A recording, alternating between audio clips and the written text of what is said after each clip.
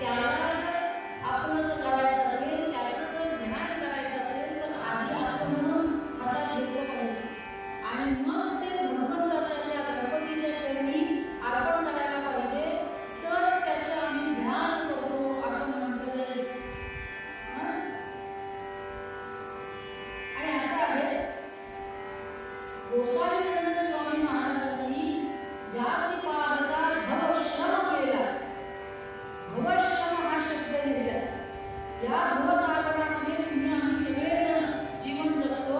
हा भवसागर कसा आहे तर शंकराचार्यांनी या भवसागराचं वर्णन करताना श्लोकामध्ये लिहिले, दुष्पाने भवसागरे जलन्ति व्याघ्राति दुःखोत्तमे घोरे पुत्रकलत्रमित्र बहुरग्राहाकरे भीकरे कर्मोत्तुङ्गतरङ्गभङ्गनिकरेला कृष्णमाणो यातायातगतिभ्रमेण शरणं किञ्चिन्न पश्यन्तहं सगुणात् महाराज की जय.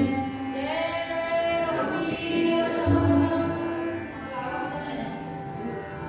म्हणजे कीर्तने म्हटल्यानंतर थोडंसं जड जाणार, पण जय जयकार हा अशासाठी आहे की निद्रा देवी जर आलेली असेल तर तिला जागवण्यासाठी जय जयकार करावा लागतो, तो सुद्धा मोठ्याने करावा लागतो.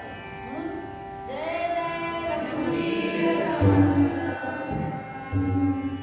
जगद्गुरु शंकराचार्य म्हणाले, दुष्पारे भवसागरे जलन्ति व्याघ्राति दुःखोत्तमे. हा व्याध्यांनी आणि दुःखांनी भरलेला असा भवसागर आहे.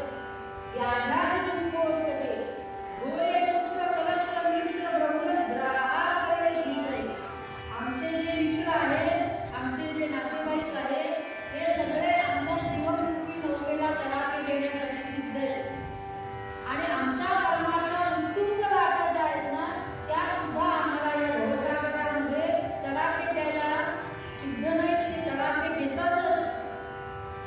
मग असा हा जर भवसागर कठीण असेल पार करायला आणि व्याधी आम्हाला आमच्या शरीराला होणारी व्याधी, मनाला होणारी व्याधी, या सगळ्यातून बाहेर पडल्यावरती आम्हाला भगवंताचा नामस्मरण करण्याची बुद्धी मिळणार आहे. या सगळ्यातून बाहेर पडणंच मुळात अधिक कठीण आहे.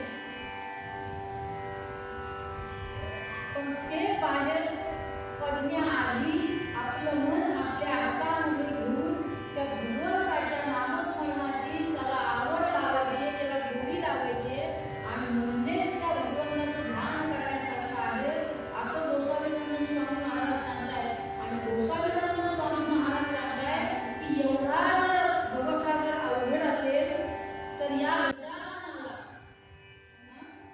गजाननाला पाहता क्षणी ज्यासी पाहता भवश्रम केला, ज्याचं दर्शन जरी नुसतं आम्ही केलं ना तरी आमच्या मनाला प्रसन्नता वाटते. केलेल्या श्रम जे आहे ते नाहीसे होतं. इतकं सामर्थ्य या गणपतीमध्ये, इतकं सामर्थ्य या गणपतीमध्ये आहे. म्हणून गोसावीनंदन स्वामी महाराज सांगतायत की त्या गणपतीचं ध्यान करणं फार गरजेचं आहे. त्या गणपतीचं ध्यान करणं फार गरजेचं आहे. कारण या भवसागरातून पहिले तरी जाणं हे वाटतं तितकं सोपं नाहीये. मग या साधी गोष्ट साधे उदाहरण, आम्हाला सुद्धा प्रवास करायचा असेल तरी सुद्धा आम्ही कोणीतरी बघतो, आपल्या बरोबर जाणारं कोणी आहे का, पलीकडे आपल्या बरोबर कोणी जाणार आहे का. आणि जर समजा नसलं जाणार ना तर 5 मिनिटं थांबून मग आपण त्याच्या बरोबर जातो. गोसावीनंदन स्वामी महाराज म्हणाले, लौकिकामध्ये नुसता रस्ता प्रवास करण्यासाठी जर आपल्याला कोणीतरी बरोबर लागत असेल तर अलौकिकामध्ये म्हणजे भवसागर पार करून जाण्यासाठी कोणीतरी बरोबर पाहिजे ना. मग ते बरोबर असण्यासाठी गोसावीनंदन स्वामी महाराज म्हणतायत की बाबा हे प्राण्या, त्या गजाननाचे ध्यान योग शेवटच्या क्षणाला तुझ्या बरोबर त्याच्याशिवाय कोणी येणार नाही. शेवटच्या क्षणाला तुझ्या बरोबर त्याच्याशिवाय कोणी येणार नाही. सगळे खाली राहतात आणि सगळे खालीच राहतात.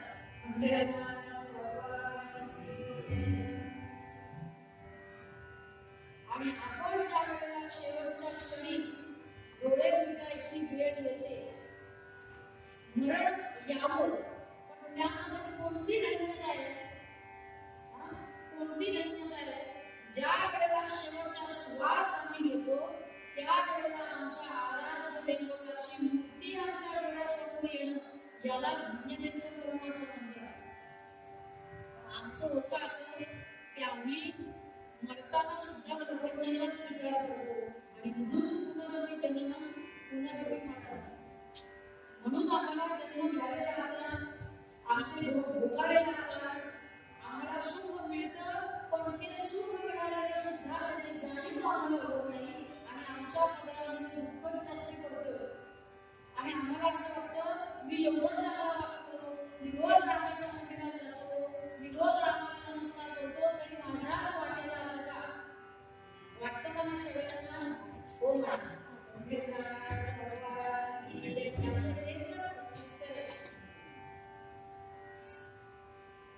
लोकांना दाखवण्यासाठी परमार्थ करायचं नाहीये, लोकांना दाखवण्यासाठी परमार्थ करायचं नाहीये, आपल्या उद्धारासाठी परमार्थ करायचा. तुमचा उद्धार तुम्हीच करू शकता. वाक्य ना, तूच तुझ्या जीवनाचा शिल्पकार आहेस.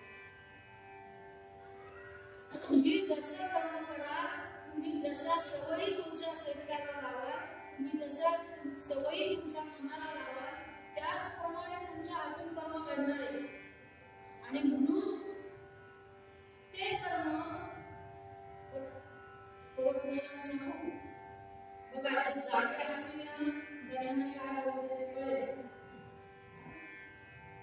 कर्म या शब्दातच कर्म, याच्या पलीकडे तुम्ही काय करू शकत नाही. या शब्दातच कर्म आहे. कोणी साधा हात हलवला तरी कर्म घडते, पण ते कर्म घडत असताना ते पुण्यकारक आहे का पापकारक आहे, याची बुद्धी फक्त मनुष्याला दिली आहे. नाही प्राणीमात्रांना बुद्धी दिली असती, पण तसं केलं नाही भगवंतांनी. मनुष्यच तेवढा हुशार आहे.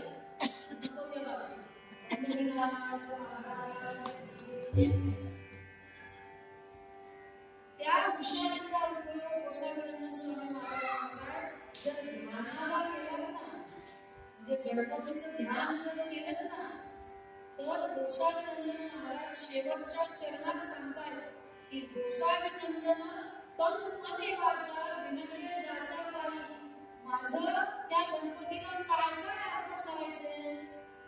माझं वास्तविक काहीच नाहीये, माझं काहीच नाहीये, पण जे तन मन आणि वाचा या तिन्ही गोष्टी त्या गणपतीला अर्पण करायच्या आहे, त्याच वेळेला तो गणपती तुमच्या संकटाच्या वेळेला तुमच्यासाठी धावून येणार. आम्ही जर काहीच दिलं नाही तर आम्हाला काही मिळणार पण नाही, हे लक्षात ठेवायचं. आम्ही साधं उदाहरण आहे. आम्ही ज्या वेळेला किराणा मालाच्या दुकानामध्ये जातो त्यावेळेला जर आम्हाला तांदूळ हवे असतील, इकडे इंद्रायणी तांदूळ चांगला मिळतो म्हणून तांदूळाचं उदाहरण घेतो. किराणा मालाच्या दुकानामध्ये जर आम्ही तांदूळ आणायला गेलो तर तांदूळ घेण्यासाठी आम्हाला पैसे द्यावे लागतात ना. नुसतेच याला पिशवी हवं आणि म्हणतात त्या तांदूळ आम्हाला, तो का म्हणाल आधी पैसे दे. तद्वत परमार्थामध्ये तद्वत भगवंतासाठी सुद्धा हे वाक्य लागू होतं की आधी आम्ही काहीतरी दिलं पाहिजे. ते पण चांगलं, ते पण चांगलं. थोडं पुढे जाऊन घेऊ.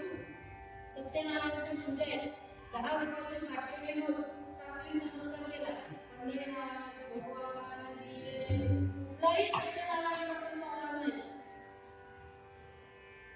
हे लक्षात ठेवा. हे मी खूप छोटी गोष्ट सांगितली, पण आम्ही अशा छोट्या छोट्या चुका अनेक करतो. दुसऱ्याला पैसे नाही तेवढं काय, हल्ली साडी जेवढी असेल तेवढी आम्ही लगेच देतो. चांगली साडी देतो नाही म्हणा. गोष्टी खूप छोट्या आहेत, पण या गोष्टीतूनच माणसाला देण्याची सवय लागते. चांगलंच द्यावं, समोरच्याला द्यायचे ना ते चांगलंच आणि उत्तम प्रतीचं असावं, हे कायम लक्षात ठेवावं.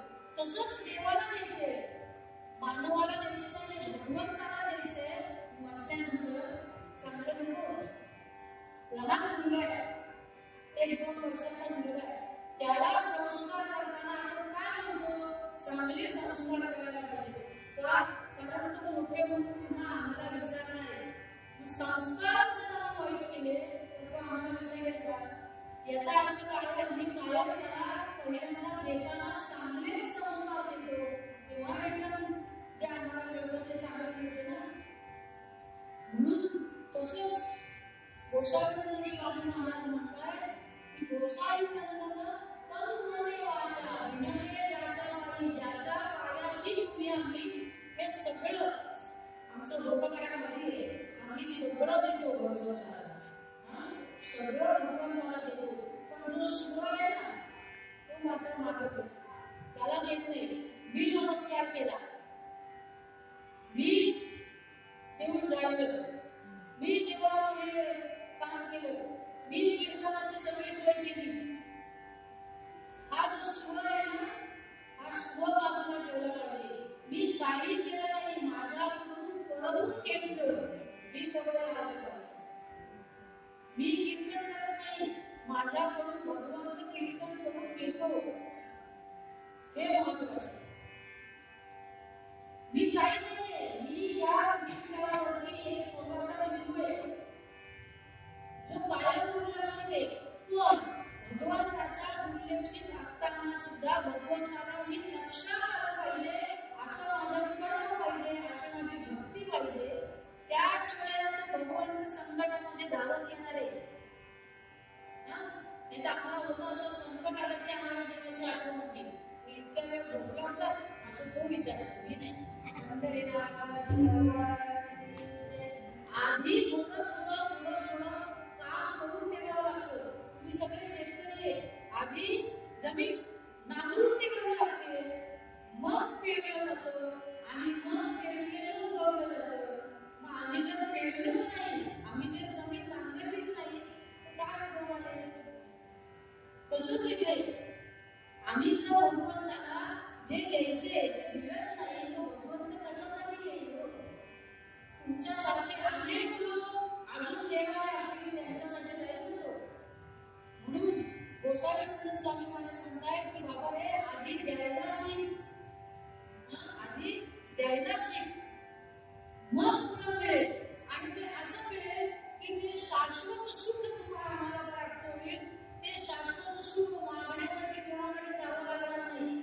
आणि गणपती जर योगशास्त्रात बघितलं ना, पतंजलीच्या योगशास्त्रामध्ये जर आपण बघितलं ना, तर कुंडलिनीची शक्ती आहे, म्हणजे पहिली पायरी जी योगाची आहे ना, त्या कुंडलिनीच्या ठिकाणी गणपतीचं वास्तव्य आहे.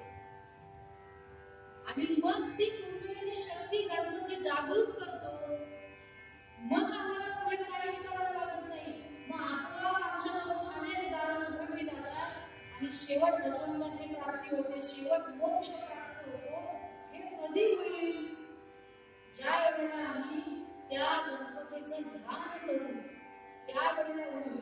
आम्हाला गणपती काय हे कळलं, गणपतीच्या 10 दिवसात काय करायचं हे कळलं, गणपतीचं स्वरूप काय आहे हे कळलं, गणपतीचं ध्यान कसं करायचं ते कळलं, ध्यानाचे प्रकार काय आहेत ते समजले.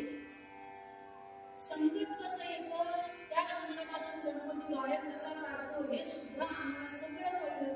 पण गोसावी नंदन स्वामी महाराज म्हणाले हे त्याच वेळेला होईल ज्या वेळेला तुम्ही भगवंताच्या चरणाशी लीन व्हाल, त्याच वेळेला हे सगळं होईल, अन्यथा हे होणार नाही.